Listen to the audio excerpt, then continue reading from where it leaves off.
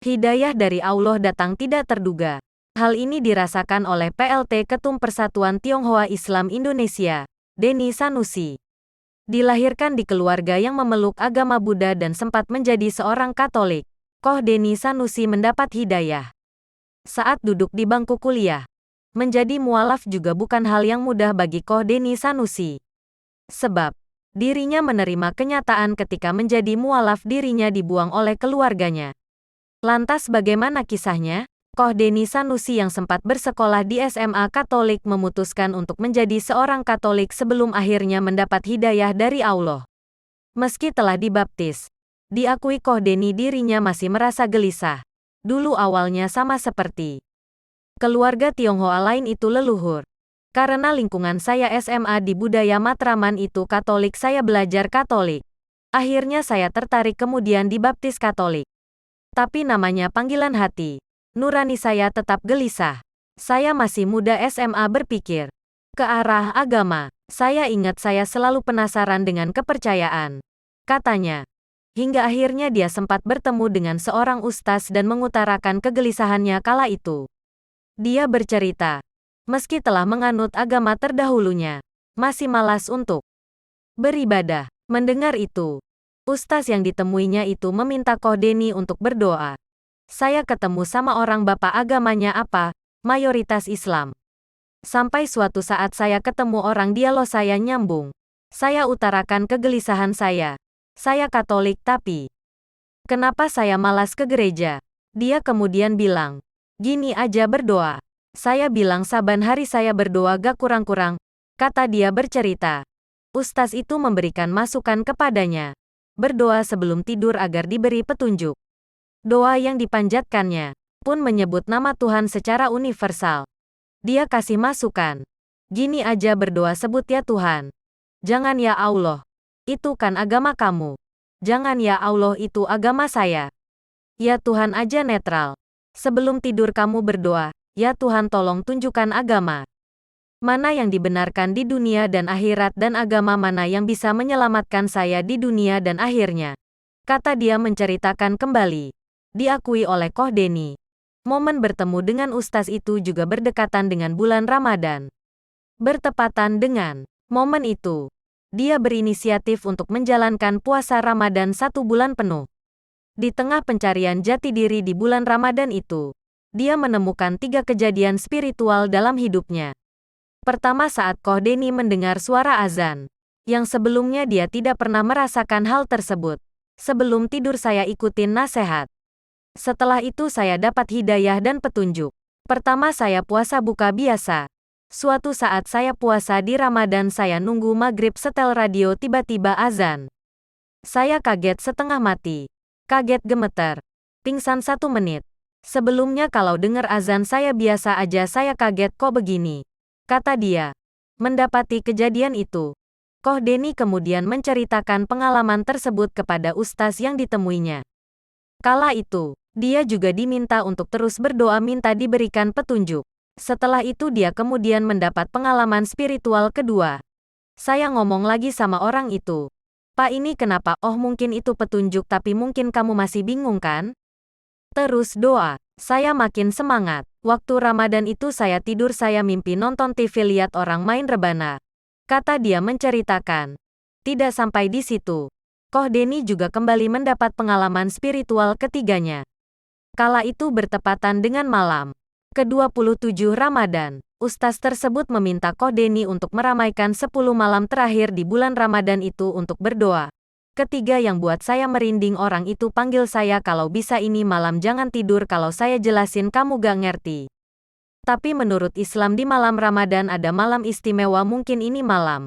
Saya ingat itu malam ke-27, ya udah deh saya ikut-ikutan, ungkap Koh Denny. Dilanjutkannya. Pada malam itu dia kemudian pulang ke rumahnya dan melakukan tafakur. Saat itu pukul 1.30 Koh Denny yang tengah berdiam diri di atas sajadah tiba-tiba saja merasa ada yang memegang tangannya. Dia kemudian menuntun Koh Denny turun untuk mengambil wudhu dan sholat. Tangan saya ada yang megang, saya dituntun dibawa turun. Saya wudhu. Tangan kaki kayak dibersihin. Saya naik lagi ke atas sholat 2 rakaat, saya pas jadi Islam blank saat itu, sholat gerak-gerak doang. Wudhu juga semua gaib, kata dia. Pengalaman itu lantas diungkapnya lagi ke ustaz yang ditemui Koh Deni.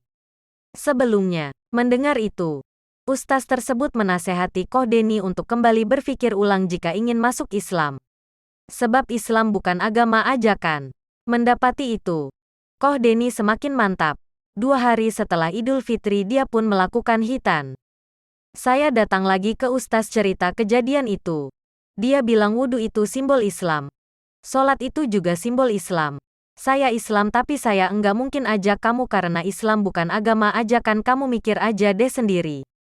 Saya mikir bener kejadian itu membekas, udah selesai Ramadan Idul Fitri 2 hari saya khitan waktu kuliah 19-20 tahun. Kata dia.